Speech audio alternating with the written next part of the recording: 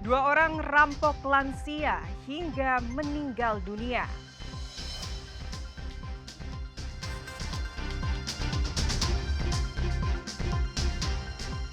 Pro dan kontra larangan wisuda tingkat TK hingga SMA.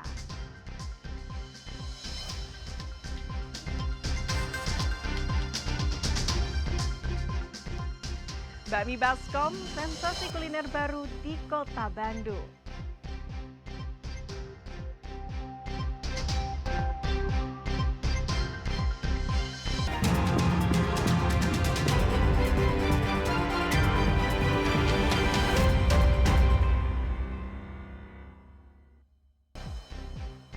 Selamat pagi saudara, selain ketiga informasi utama tadi, kami masih memiliki informasi menarik lainnya. Saya Fida Alatas akan menemani Anda dengan berita independen, terpercaya. Kita simak Kompas Jabar selengkapnya.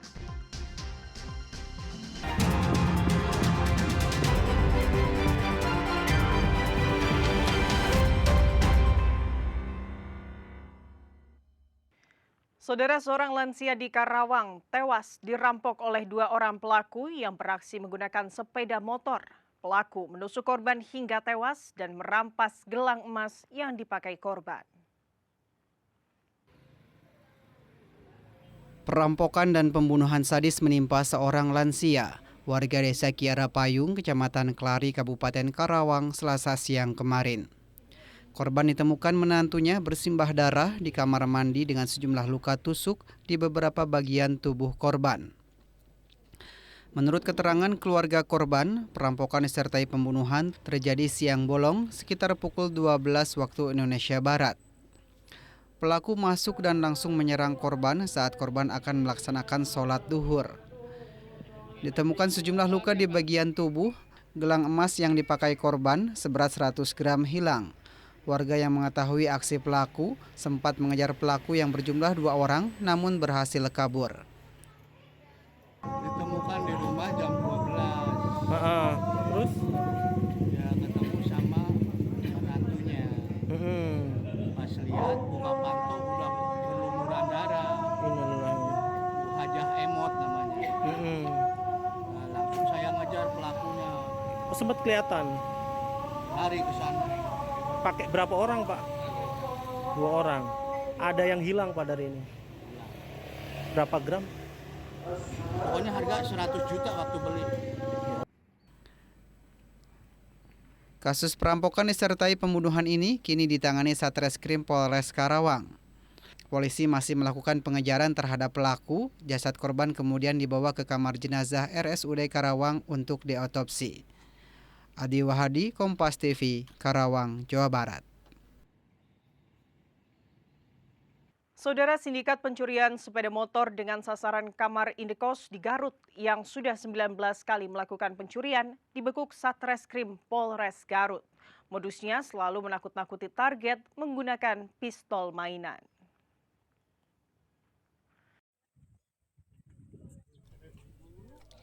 Inilah 3 sindikat pencurian sepeda motor, masing-masing MSR alias Eki sebagai eksekutor, AM berperan sebagai joki, dan AC sebagai penadah motor curian yang berhasil dibekuk Satreskrim Polres Garut Selasa kemarin. Selain mengamankan 3 tersangka, polisi juga menyita barang bukti sejumlah sepeda motor berbagai merek, kunci astak, golok, hingga pistol mainan yang digunakan tersangka untuk menakut-nakuti korban. Tak hanya itu, dalam melakukan aksinya, tersangka selalu membawa senjata tajam. Kasatreskrim Polres Garut AKP Joko Prihatin bilang bahwa tersangka sudah 9 kali melakukan pencarian di berbagai lokasi dengan sasaran kamar indekos. Modusnya selalu menakut-nakuti target menggunakan pistol mainan. Berinisial MSR alias E itu sebagai eksekutor atau yang pemetiknya. Kemudian dibantu oleh saudara AR, ya, saudara AR ini sebagai joki atau sebagai yang mengawasi situasi dan dia yang membawa kendaraan atau yang membonceng sebelum mendapatkan sasaran.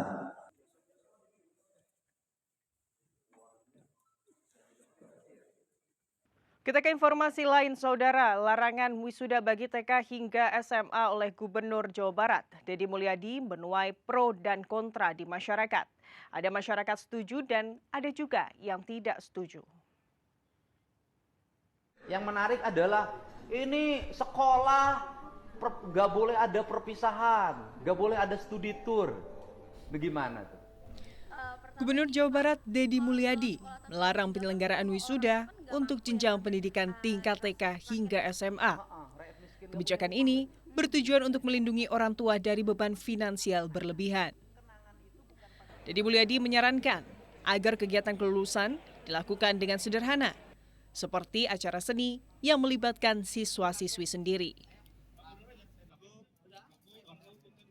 TK, SD, SMP, SMA tidak boleh ada wisuda, udah kenaikan kelas, kelulusan. Ada perpisahan selenggarakan secara sederhana di sekolah. Anak-anak bisa main teater, bisa main musik, kan ada pendidikan seni di sekolahnya. Kan bisa ditonton oleh mereka. Tidak usah lagi panggil band yang 200 juta ke sekolah. Nanti korbannya orang tuanya pinjem Bang Emok. Itu kan yang terjadi. Kebijakan tersebut menimbulkan pro dan kontra di masyarakat. Ada yang setuju dan tidak setuju. Soal larangan wisuda bagi anak TK, SD, SMP, SMA, setuju nggak? Setuju banget. Karena menurut saya nggak efektif. Soalnya kan orang ada yang mampu, ada yang ya dari menengah ke bawah itu kan merasa keberatan. Kalau menurut saya pribadi Mas tidak setuju sih. Alasannya kenapa? Karena kan wisuda itu kan buat kenang-kenangan untuk masa depan. Jadi belum tentu nanti masa depan atau dewasa bisa kumpul lagi sama teman-teman seangkatan. Gubernur Jawa Barat Deddy Mulyadi berharap kebijakan ini dapat membawa perubahan positif bagi masyarakat Jawa Barat. Saudara, informasi mengenai sopir rampok rumah eks-bos akan hadir setelah jeda. Tetaplah di Kompas Jabar.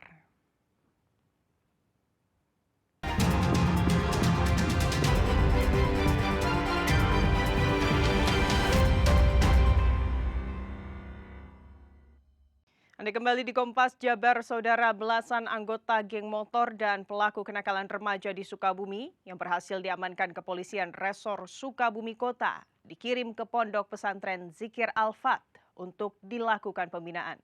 Mereka dibekali keagamaan dan kedisiplinan, serta berbagai keterampilan wirausaha.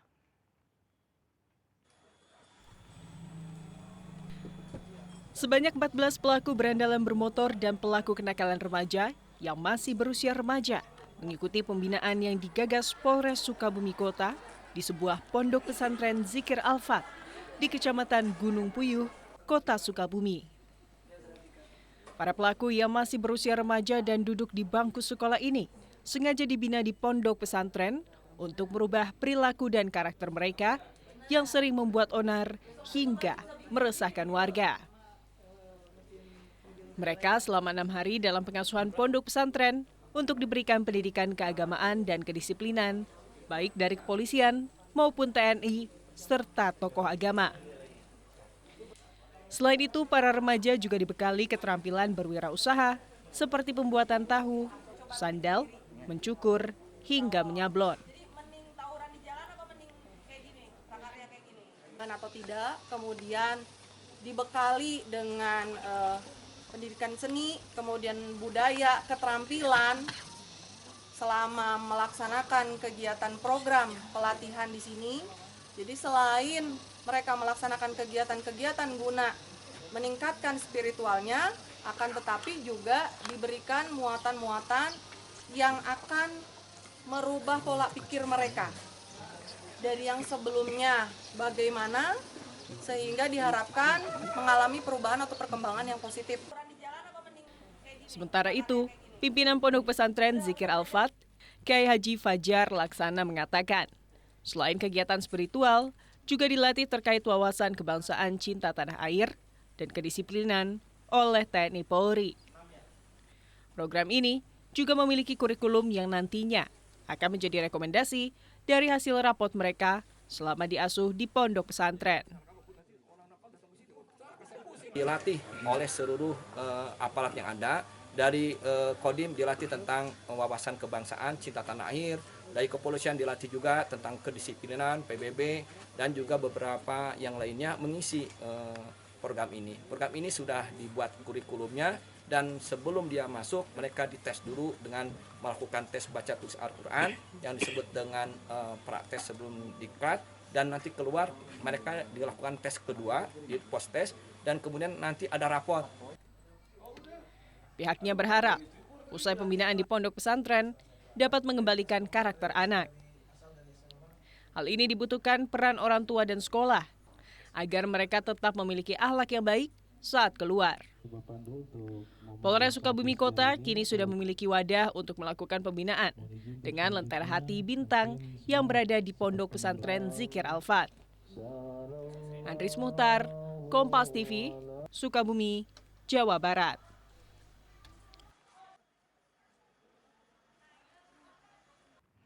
Tak terima dikeluarkan dari pekerjaannya, mantan sopir bersama rekannya nekat mencuri barang-barang berharga milik bosnya di kawasan Kecamatan Cileunyi, Kabupaten Bandung.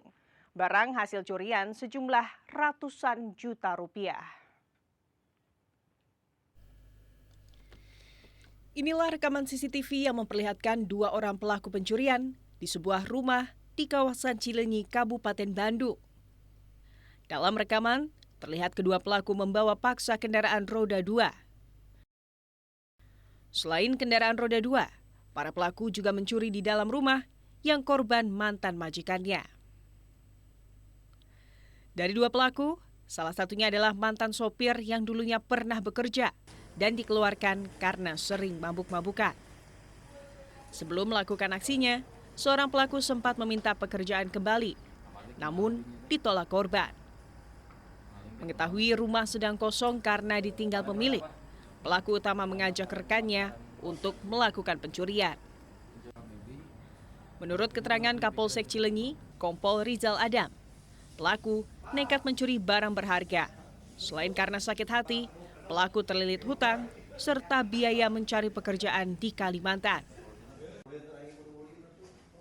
Jadi kami, Polsek Cileunyi, Polresta Bandung, menerima laporan daripada korban pada tanggal 19 April 2025 datang ke Polsek Cileunyi mengadukan adanya tindak pidana pencurian. Apa aja yang dicuri, Pak? Untuk yang dicuri ada beberapa barang, mulai dari 16 buah tas berbagai merek dengan merek yang branded.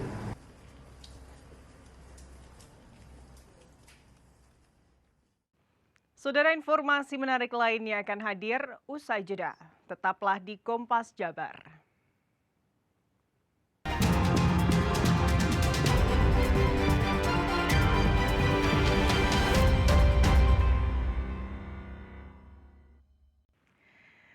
Anda kembali di Kompas Jabar, saudara. Bagi Anda pecinta kuliner bakmi, ada satu tempat rekomen yang wajib dicoba.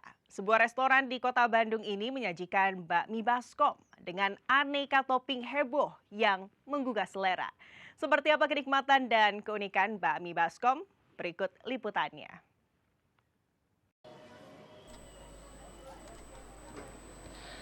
Di tengah ramainya destinasi kuliner di kota Bandung, sebuah restoran bakmi di Jalan Sersan Bajuri mencuri perhatian.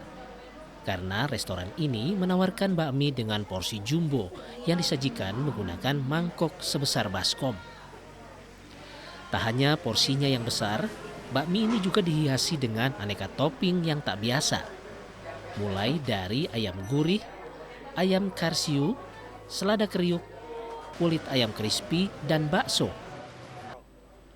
Tampilannya yang meriah membuat banyak pelanggan tak tahan untuk segera mencicipi. Uniknya, restoran ini menjadi restoran pertama yang menyediakan bakmi dengan porsi jumbo. sehingga menjadi daya tarik tersendiri bagi para pemburu kuliner unik. Ini mie jumbo yang mie pedas. Rasanya gimana? Ini rasanya, walaupun dia bilangnya pedas sih, tapi rasanya nggak begitu pedas untuk aku yang emang suka pedas. Dan toppingnya banyak banget. Kulitnya sih aku suka. Paling suka kulitnya. Terus itu dapat topping apa aja? Ini ada kulit, terus ada sayuran juga, ada ayam sama ada bakso dan ada mie-nya. Restoran ini buka dari pukul 10 pagi hingga 10 malam. Bakmi sebesar baskom dengan harga Rp52.000 ini bisa menjual lebih dari 15 porsi dalam satu hari. Di sini kita mempunyai berbagai macam topping dan berbeda sama yang lain. Kita di sini mempunyai bakmi cumi cabai garam, bakmi sapi lada hitam, sama salted egg. Itu kebetulan baru launching kemarin-kemarin, Kak. Alhamdulillah itu baru launching berapa hari ya? Udah banyak peminatnya juga. Nah, saudara, ini dia yang lagi viral di kota Bandung. Ini adalah bakmi jumbo sebaskom. Wow, gede banget nih. Ini pas saya angkat juga lumayan berat ya. Aduh. Terus lihat ukurannya gede banget, bahkan bisa melebihi ukuran kepala saya, of course lah ya. Dan kalau kita bandingin sama mangkok biasa, ini mungkin bisa 1, 2, 3, 4 kali lebih lebar dari mangkok biasa. Aduh, kira-kira habis nggak ya? Kita cobain ya. Nih, di sini ada mie-nya. Ada mie-nya. Mie-nya juga sampai ketutup topping nih. Tuh.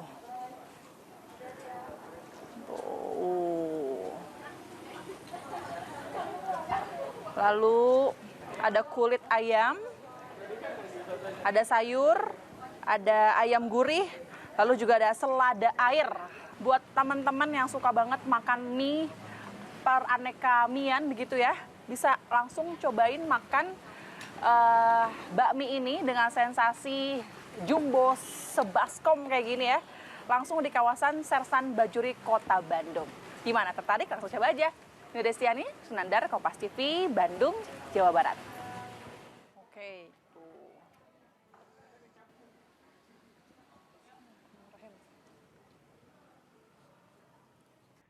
Sementara itu, saudara, kerajinan tangan gerabah dari Desa Siti Winangun, Kabupaten Cirebon menjadi legenda. Warisan leluhur dari sekitar abad 19 ini terus dilestarikan hingga kini. Dari produk kebutuhan rumah tangga hingga hiasan rumah tangga yang jadi komoditas ekspor. Sejumlah warga desa Siti Winangun ini mencampurkan tanah dan pasir kali yang halus. Campuran ini menjadi bahan dasar pembuatan gerabah.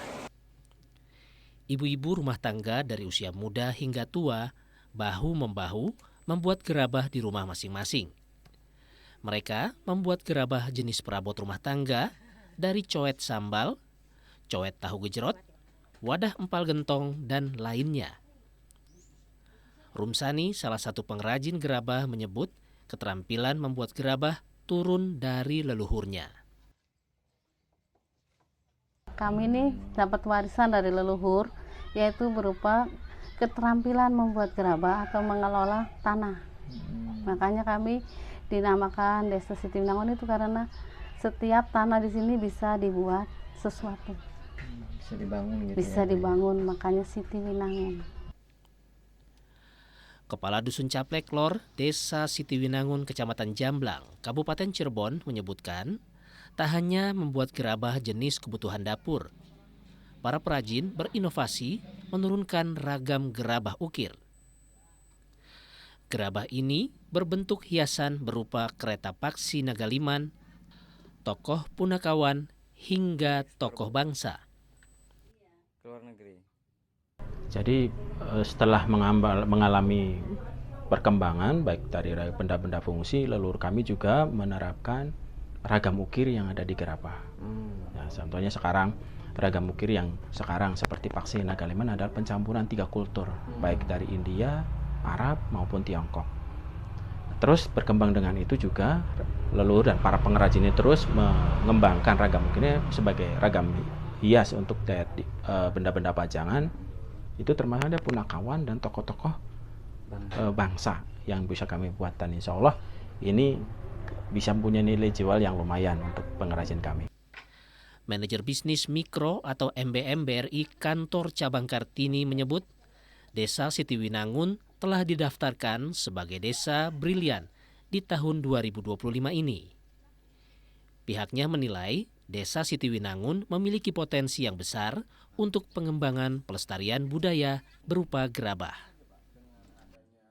Banyak yang melakukan usaha dengan yang sejenis. Nah, berlatar belakang hal tersebut gitu kan, saya mencoba nih, ataupun kami BRI mencoba untuk melakukan pendekatan kepada desa, bagaimana desa tersebut mau untuk didaftarkan untuk menjadi desa brilian. Itu Pak, menurut saya awal mulanya itu di tahun ini, dan kami BRI melihat peluang bahwa desa ini memiliki potensi sekali untuk menjadi desa brilian. Selain mendaftarkan diri menjadi desa brilian, BRI juga melakukan pendampingan berupa permodalan, peningkatan kapasitas, serta upaya promosi digital dan lainnya. Muhammad Syahri Romdon, Kompas TV, Cirebon, Jawa Barat.